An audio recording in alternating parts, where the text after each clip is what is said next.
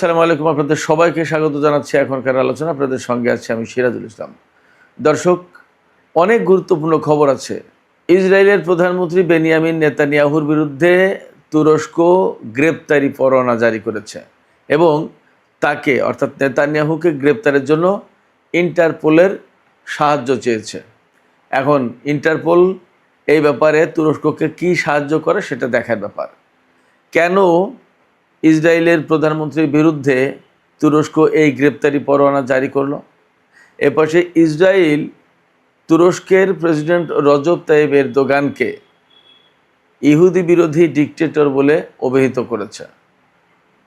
Israeli বা এরদোগানকে এখন হঠাৎ করে ডিকটেটর বলছে কেন? এদিকে ইসরায়েলের গোয়েন্দা সংস্থা সতর্ক করেছে যে তুরস্ক উন্নত মানের অফেন্সিভ এবং ডিফেন্সিভ সামরিক সরঞ্জামাদি এগুলো পাঠাচ্ছে সিরিয়ায়। এই সতর্কবার্তার আগে পরে ইসরায়েলের প্রধানমন্ত্রী বেনিয়ামিন নেতানিয়াহু মন্ত্রিসভার সদস্যদের সাথে জরুরি বৈঠক করেছে।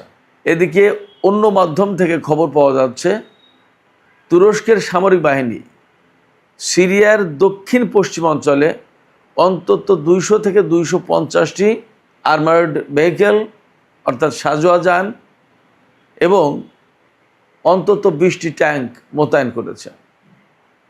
এই রকম একটা প্রেক্ষাপটে মনে হচ্ছে বা প্রশ্ন আসছে, তাহলে কি ইসরায়েল এবং তুরস্কের মধ্যে সংঘাত কি আসন্ন? এরই সাপোর্টে ভিন্ন একটি খবর আছে।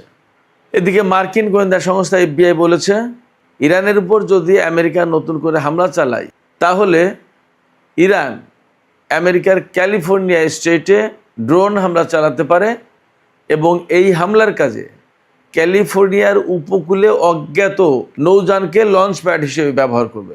ইরানের পক্ষ থেকে আরেকটি চমৎকার খবর আছে, সেটি হচ্ছে মার্কিন সরকার যদি ইরান বিরোধী চরম নিষেধাজ্ঞার দিকে যায় এবং এই নিষেধাজ্ঞা যদি কোনো দেশ বাস্তবায়ন করার উদ্যোগ নেয় তাহলে সেই দেশের জাহাজ হরমুজ প্রণালীতে নিষিদ্ধ হবে, সেই দেশের জাহাজ হরমুজ প্রণালী দিয়ে চলাচল করতে পারবে না।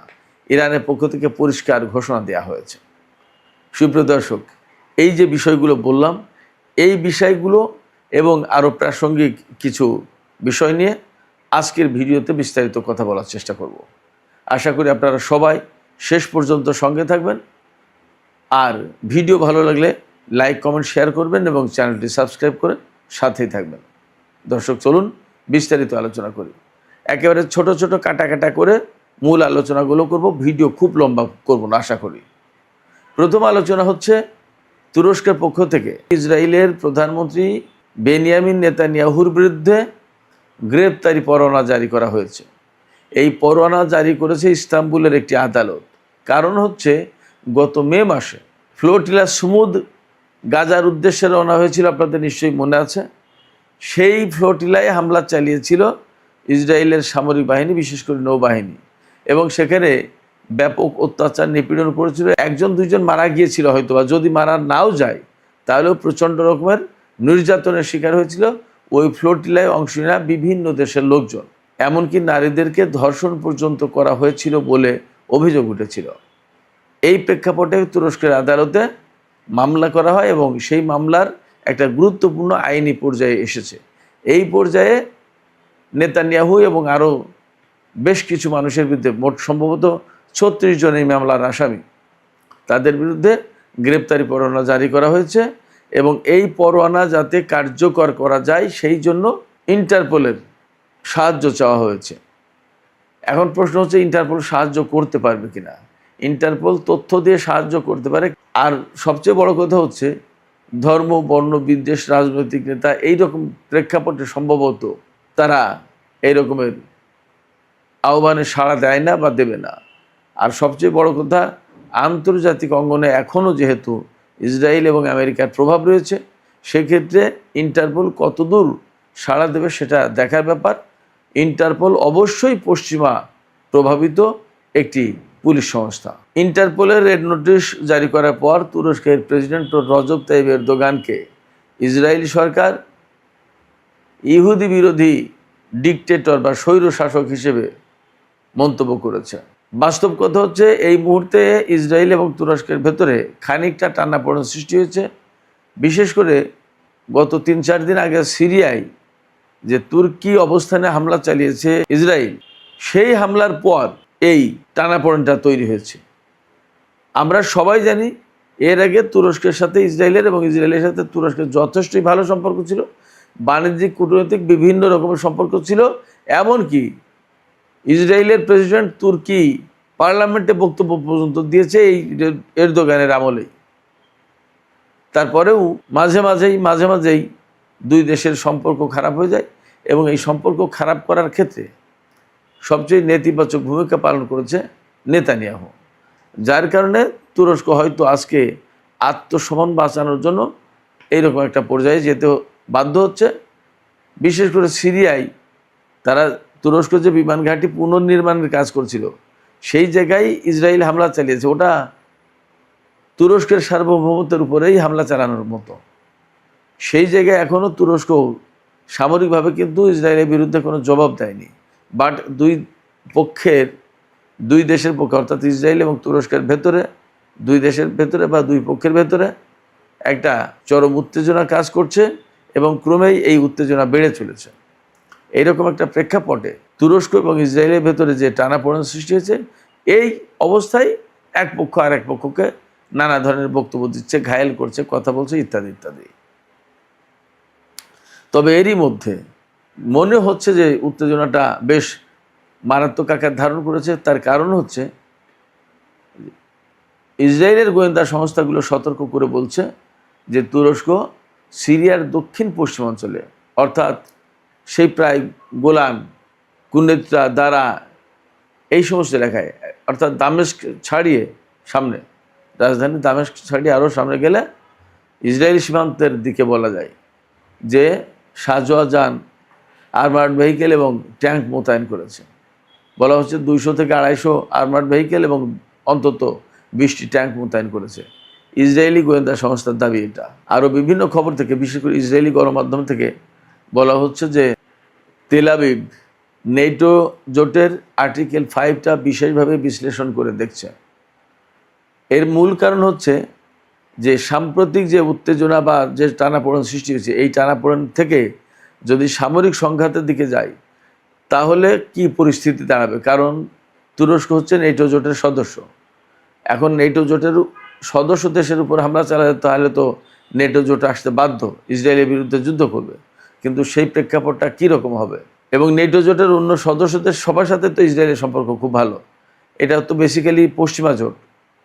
তো যাতে নেটো জোট বিব্রত না হয় সেই জন্য ইসরায়েল বুদ্ধি করছে যে তুরস্ক যখন সিরিয়ায় অবস্থান করছে বা সাইপ্রাসে অর্থাৎ তুরস্কের ভূখণ্ডের বাইরে যখন অবস্থান করছে, তখন ওটা রাষ্ট্র হিসেবে তুরস্কের উপরে হামলা না, সেইভাবেই গণ্য করা হবে। এবং হয় সিরিয়ায় অথবা উত্তর সাইপ্রাসে তুর্কি অবস্থানে বড় রকমের হামলা করতে পারে ইসরায়েল। এটা ইসরায়েলের হায়ুম পত্রিকার খবর। তা ব্যাপারটা যদি তাই হয় তাহলে দুই পক্ষের ভেতরে একটা বড় রকমের সামরিক সংঘাতের আশঙ্কা আছে। গতকালকে কিন্তু আমরা খবর দিয়েছিলাম যে ভূমধ্যসাগরের এমন কিছু এলাকায় তুরস্কের যুদ্ধ জাহাজের আনাগোনা ঘোরাঘুরি বা অবস্থান করতে দেখা যাচ্ছে, যেখানে তুরস্ক কখনোই সাধারণত যুদ্ধ জাহাজ পাঠাতো না। সেই জায়গায় যুদ্ধ জাহাজ দেখা যাচ্ছে এবং এমন খবরও বেরিয়েছে যে ইসরায়েল এবং তুরস্কের যুদ্ধ জাহাজ মুখোমুখি অবস্থানে চলে যাচ্ছে কোথাও কোথাও। তার মানে একটা সামরিক সংঘাতের আশঙ্কা আছে। এবং ইসরায়েল সিরিয়ায় যে তুর্কি অবস্থানে হামলা চালিয়েছে, ওটা তো জেনে শুনে হামলা চালিয়েছে এবং সেটা একেবারে তুরস্কের সীমান্তের কাছে। এগুলো জেনে শুনেই করেছে এবং এটা মোটেই ইসরায়েল কুণ্ঠাবোধ করবে না তুরস্কের উপরে হামলা চালানোর ব্যাপারে। এগুলো তুরস্ককে অনেক আগেই হুঁশ হওয়া দরকার ছিল, আগেই তার খেয়াল করা দরকার ছিল। যাই হোক, এখন পরিস্থিতি এইরকম। এই অবস্থায় তুরস্ক কী করবে এবং ইসরায়েল কী করবে, আমার ব্যক্তিগত বিশ্লেষণ হচ্ছে তারা দুই পক্ষই ভেতরে ভেতরে পুনর্মূল্যায়ন করছে, আলাপ আলোচনা করছে এবং সিদ্ধান্ত নেওয়ার চেষ্টা করছে। তাতে যা ভাবভঙ্গি মনে হয় দুই পক্ষের ভেতরে ছোটোখাটো হলেও একটা সংঘাত সংঘর্ষ হতে পারে। সুপ্রিয় দর্শক, এবার আমি ইরান প্রসঙ্গে একটু আসি। আপনারা সবাই জানেন, আমরা গত 2 দিন ধরে আলোচনা করে আসছি যে আমেরিকা ইরানের বিরুদ্ধে কঠোর নিষেধাজ্ঞা আরোপের চেষ্টা করছে এবং ডোনাল্ড ট্রাম্প তো বলেছেন যে ইকোনমিক ডুমসডে ঘটাবে, অর্থাৎ ইরানকে একদম নিষেধাজ্ঞার কিয়ামত বইয়ে দেবে, প্রচণ্ড রকমের নিষেধাজ্ঞা দেবে। ইরান কি করবে? ইরান একদম সোজা করে বলে দিয়েছে আজকে, আমেরিকা যদি ইরানের উপরে এই রকমের কঠোর নিষেধাজ্ঞা দেয়, আমরা দুপুর ভিডিওতে বলেছিলাম 3টা অপশন আছে ইরানের হাতে, আর এখন ইরান নতুন করে আরেকটা কথা বলেছে। সেটা হচ্ছে, যদি আমেরিকা ইরানের উপরে কঠোর নিষেধাজ্ঞা দেয় আর বিশ্বের কোনো দেশ যদি সেই নিষেধাজ্ঞা ইরানের বিরুদ্ধে বাস্তবায়ন করতে যায়, তাহলে সেই দেশের জাহাজ হরমুজ প্রণালী দিয়ে চলাচল করতে দেওয়া হবে না, নিষিদ্ধ ঘোষিত হবে। হরমুজ প্রণালী দিয়ে শুধুমাত্র তেলের জাহাজ কিন্তু চলে না, তেলের জাহাজ এর পাশাপাশি বিভিন্ন ধরনের ইলেকট্রনিক পণ্য, তারপরে গাড়ি, সার, সিমেন্ট, মেটাল, বহু পণ্য, গ্যাস, বহু পণ্য কারো না কারোর এই হরমুজ প্রণালীতে আসা লাগবে।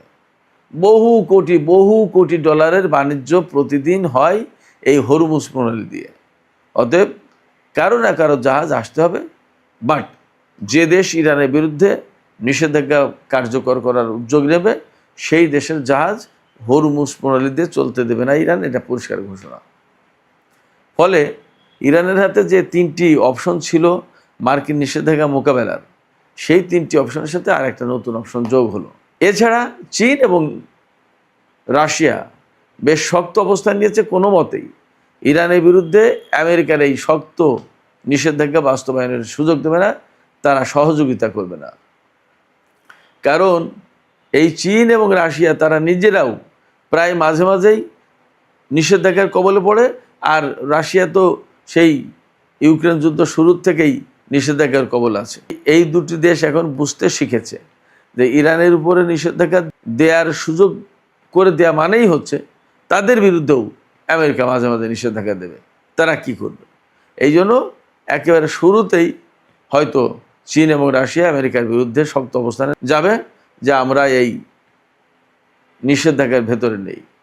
এপাশে মার্কিন ফেডারেল ইনভেস্টিগেশন, যেটা অর্থাৎ মার্কিন কেন্দ্রীয় গোয়েন্দা সংস্থা একটা, FBI, তারা বলছে যে যদি আমেরিকা ইরানের উপর নতুন করে হামলা চালায়, তাহলে ইরান হয়তো আমেরিকার ক্যালিফোর্নিয়া স্টেটের হামলা চালাতে পারে, ড্রোন হামলা। এবং সেই ড্রোন হামলাটা হবে কিভাবে? সেই ড্রোন হামলাটা হবে আনআইডেন্টিফাইড, অশনাক্তকরণ যুদ্ধযান বা জলযান বা নৌযান, তাকে লঞ্চ প্যাড হিসেবে ব্যবহার করে ক্যালিফোর্নিয়ায় ড্রোন হামলা চালাতে পারে ইরান। এই কথা বলছে আমেরিকার FBI। এই কথার মানে কি? এই কথার মানে হচ্ছে মার্কিন প্রশাসন, মার্কিন গোয়েন্দারা ইরানকে ভয় পাচ্ছে যে এই যুদ্ধ শুধুমাত্র, নতুন করে যদি যুদ্ধ শুরু হয়, তাহলে সেই যুদ্ধ শুধুমাত্র ইরানের ভূখণ্ডে বা মধ্যপ্রাচ্যে সীমাবদ্ধ থাকবে না, সেই যুদ্ধ ইউরোপে তো ছড়িয়ে যাবে, এমনকি আমেরিকার মাটিতে চলে যেতে পারে।